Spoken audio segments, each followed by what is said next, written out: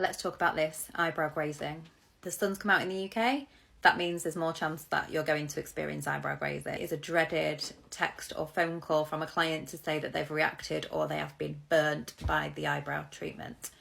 They have not been burnt. It's nearly always a graze, but we need to educate on what the difference is.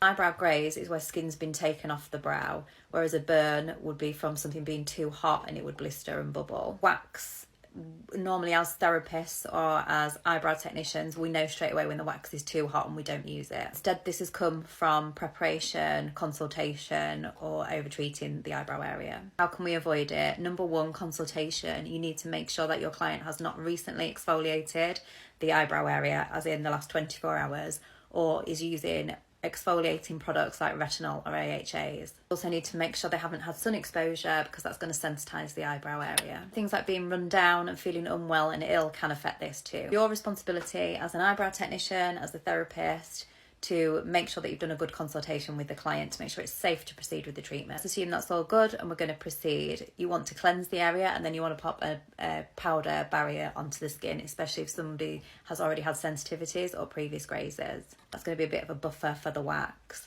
And then you're going to remove in small sections. That way, if you do see a graze occurring, you can stop the treatment and offer an alternative like threading or tweezing.